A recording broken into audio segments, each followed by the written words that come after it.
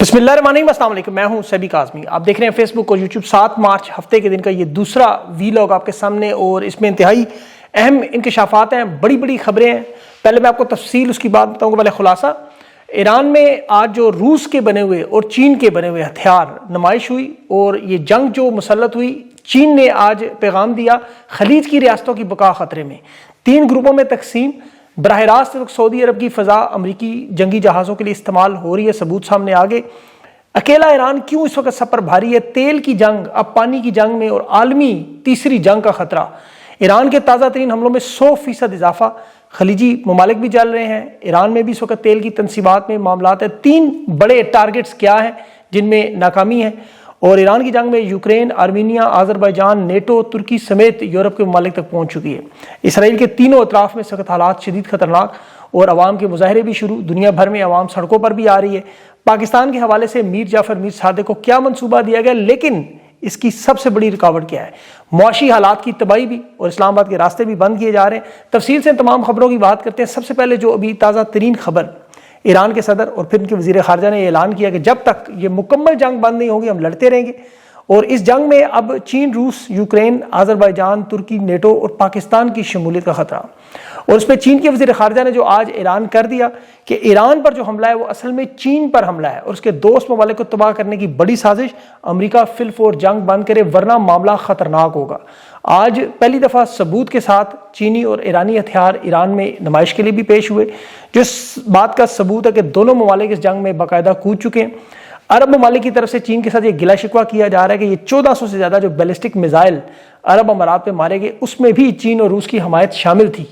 अब ये जो पाकिस्तान इनकलाब ने आज रात अपनी मिसाइल की खपत को दुगना किया है, 100% इजाफा किया है। और अब जो वीडियोज़ और तस्वीर इस वक्त आ रही हैं उसमें रूस के बने हुए असले के सबूत भी पहली दफ़ा सामने आए। ये इनका केमिकाज ड्रोन जो कि साइप्रस में भी हमला हुआ, ये रूस का बना हुआ ड्रोन निकला, और इसका मतलब है कि रूस ईरान को भरपूर असलहा दे रहे हैं। ये बात इनके सफ़ीर ने बरतानिया में कन्फर्म भी की कि हम इस पूरे मामले में अब न्यूट्रल नहीं रह सकते, हम ईरान का साथ दे रहे हैं। ये बहुत बड़ा बयान था, और ईरान ने उसके बाद फिर लॉन्ग रेंज के मिसाइल आज दिखा दिए। और ये फैसला क्यों किया गया है? ये 3 अहम पॉइंट्स पर हमले की तैयारियां मैं आपको तफसील से बताता हूँ कि मामला कितना खतरनाक होने जा रहा है। ये जो ताज़ा तरीन ईरान की तरफ से अरब अमारात पर 17 बैलिस्टिक मिसाइल और 117 ड्रोन के साथ हमला हुआ, कि जिसकी अरब अमारात की वज़ारत दिफा ने दावा किया कि 238 मिसाइल और 1000 ड्रोन अरब अमारात में मारे गए। जंगी माहिरीन कह रहे हैं कि दुनिया की ये तीसरी आलमी जंग की तरफ मामलात के मुकम्मल लवाज़मात तैयार हैं। इसकी वजह देखें, एक तो नेतन्याहू के पास डोनाल्ड ट्रंप की पता नहीं कौन सी ऐसी वीडियोज़ मौजूद हैं कि इस तरह के हमले और तबाही बर्बादी, जैसे पाकिस्तान में वीडियोज़ पे पूरी हुकूमत बनी, तो ये वही मामला है। अमरीकी साबिक वज़ीर ख़ारजा उसने अभी बात ये बयान दिया कि ईरान पर जो हमला था वो ओबामा को भी इतना ही मजबूर किया, लेकिन उसने नहीं हमला किया। लेकिन यहाँ एप्स्टीन फाइल्स हैं, इस वजह से न्यूयॉर्क पोस्ट ने भी कहा कि इतना नुकसान कि $6 अरब का एक हफ्ते में दिफाई मिसाइल इंटरसेप्टर पर अमेरिका का खर्चा हो गया। अब ये जो हमले ईरान के, याद रखें, अरब अमारात और ईरान के 42% हैं, इसराइल से तकरीबन आधे, फिर बहरीन पर, सऊदी अरब पर 5%, और ईरान के टोटल हमलों में तकरीबन 3000 के करीब ड्रोन और मिसाइल के हमले हो चुके हैं। अब इन चारों ममालिक में जो ईरान, इसराइल और अब लेबनान में भी जंग का बुरी तरह मामला फंसा हुआ है, क्योंकि इसराइल वहाँ लेबनान में भी तीनों तरफ से फंसा हुआ है, और अब उनकी हलाकतें वहाँ पर बहुत ज़्यादा आ रही हैं, ईरान के हमलों से भी ज़्यादा। क्योंकि ईरान ने जो जंगी हिकमत अमली इस्तेमाल की वो इसराइल को लेबनान की तरफ मसरूफ़ कर दिया, जिसकी वजह से ईरान में जो नुकसान ये सोच रहे थे वो नहीं हो सका। अब इसकी देखिए, असल जो ख़तरा है वो खलीजी रियासतों का, इनकी बका है।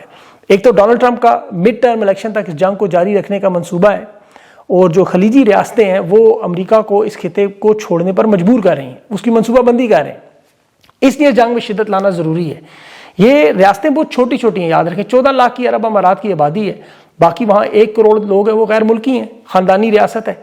अगर जंग ज़्यादा अरसा रही तो ये इनकी बका बिल्कुल ख़तरे में है। वो मैं आगे चल के आपको बताता भी हूँ, क्योंकि ईरान की आज मिलिट्री तनसीबात पर, ये पुलिस हेडक्वार्टर पर इस्फहान में, बाज़ेज में, वहाँ जो तेल की तरसीलात पर, तनसीबात पर हमले हुए, फिर सुबह सवेरे भी हमले हुए, तेहरान, तबरेज़ में स्कूल यूनिवर्सिटियों पर हमले हुए, बमबारी की गई। और इसराइल ने वहाँ यूरेनियम रखने वाले प्लांट्स, वहाँ 450 किलो यूरेनियम 60% अफसूदा हालत में पड़ा हुआ है। ये उसे कब्जे में लेने का मंसूबा इन्होंने बनाया, और यहाँ खुसूसी फ़ौज के दस्ते उतारने का प्लान कि इन साइट्स को या तो तनसीबात को उड़ा दें یا یہ 450 کلو یورینیم ہے وہ C-130 میں اٹھا کے لے جائیں. اب کہنے کو تو بڑا آسان اور مذاق لگتا ہے، لیکن یہ منصوبہ امریکہ کی طرف سے روزانہ ایک نئی سٹوری کی طرح آتا ہے کہ کبھی وہ کہتے ہیں جی ہم نے 90% اسلحہ تباہ کر دیا، کبھی کہتے ہیں فوج مکمل ختم کر دی، لیکن ساتھ ہی اگلے دن ایران کی طرف سے میزائلوں کی برسات آ جاتی ہے، یہ پھر خاموش ہوتے ہیں.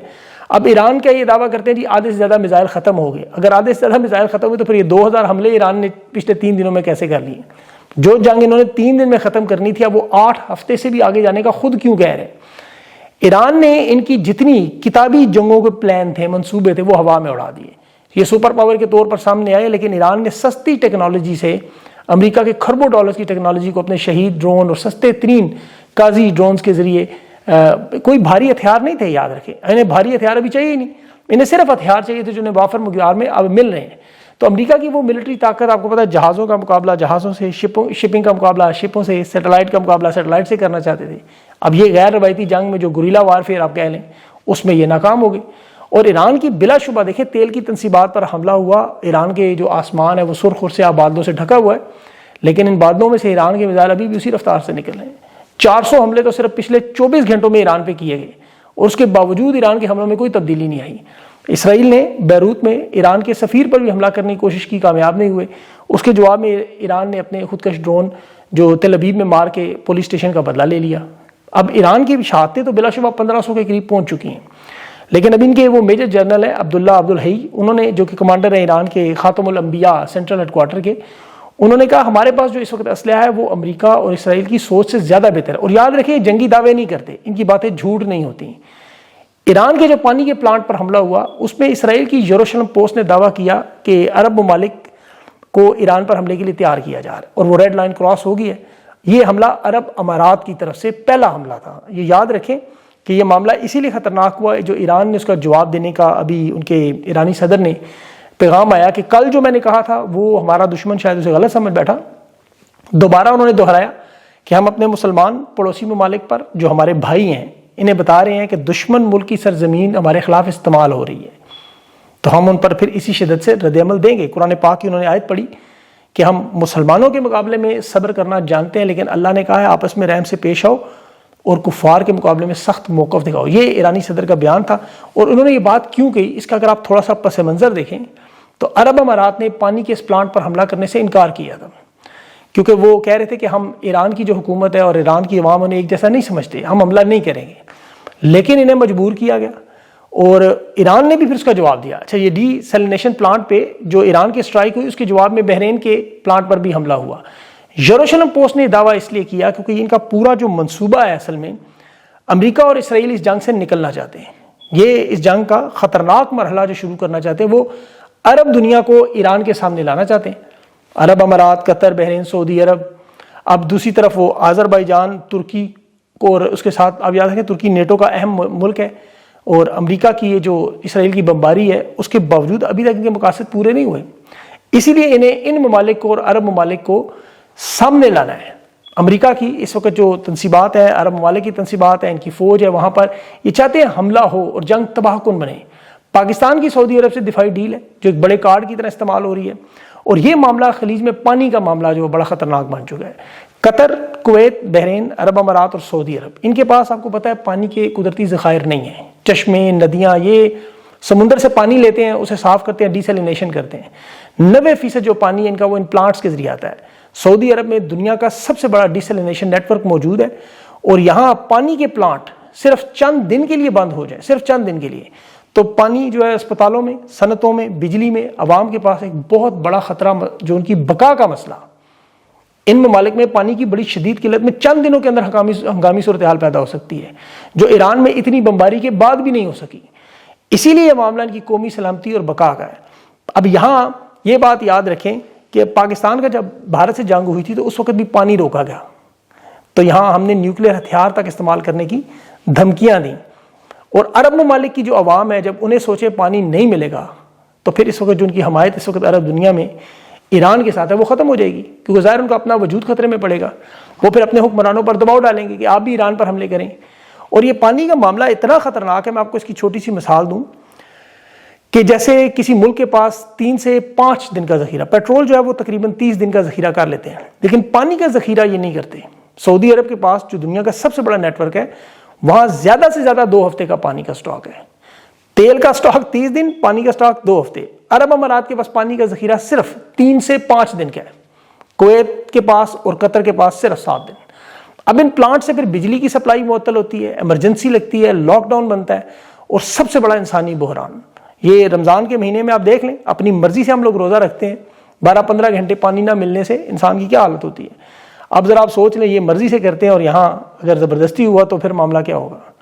اسی لیے یہ پاکستان کو اس جنگ میں دھکیلنا چاہتے ہیں، کیونکہ سعودی عرب کی سپیس سے وہاں ایران پر حملے ہو رہے ہیں، وہاں کے جہاز نظر آ گئے ہیں. پاکستان میں اب چونکہ انہیں پارلیمنٹ کی منظوری چاہیے، جیسے یمن میں فوج بھیجنی تھی، انکار ہوا، لیکن اب پارلیمنٹ کے حالات آپ کو پتہ ہیں. اب پاکستان ہو، سعودی عرب ہو، یہ اتنی جلدی جنگ پر تیار نہیں ہے. افغانستان کی جنگ میں بھی سعودی عرب نے مداخلت نہیں کی. تو دفاعی ڈیل کے حوالے سے پاکستان پر یہ دباؤ بڑھایا جا رہا ہے، لیکن جو ایران کی سرحد ہے وہ 900 کلومیٹر کی ہے. اور یہ یاد رکھیں کہ پاکستان ایران پر براہ راست حملہ نہیں کرنا چاہتا. فضائی دفاعی انٹیلیجنس ہتھیار سعودی عرب کو دے سکتے ہیں، لیکن یہ جو 3 اس وقت خلیج کی جنگ میں اس وقت آپ کو گروپس نظر آ رہے ہیں، 3 گروپس ہیں. ایک گروپ تو وہ ہے جو اسرائیل، امریکہ اور اس کے ساتھ ہے عرب امارات. دوسرا جو خلیجی ممالک میں ان کا گروپ ہے، یا بحرین بھی ان کا مددگار ہے کسی طرح، سعودی عرب، قطر اور عمان کا ایک گروپ ہے. اب تیسرا گروپ جو ہے وہ ایران، روس اور چین کا. اب پاکستان اگر سعودی عرب کے ساتھ کھڑا ہو تو پھر انہیں عرب امارات کی مخالفت کرنی پڑتی ہے، کیونکہ سعودی عرب پہلے ہی آپ کو پتہ ہے لیبیا میں خلیفہ حفتار کے معاملے پر، سوڈان میں، پھر صومالیہ میں ان ہتھیار دینے پر ناراض تھا. اب سعودی عرب اس وقت خود بڑے دباؤ میں ہیں، یہ چاہتے ہیں کہ پاکستان ساتھ رہے، اور فیلڈ مارشل کے ساتھ جو ملاقات تھی وہ اسی تناظر میں تھی. لیکن اس کا جو نقصان ہے وہ عرب امارات، اسرائیل، امریکی گروپ کو، یعنی پاکستان ڈبل گیم اب نہیں کر سکتا.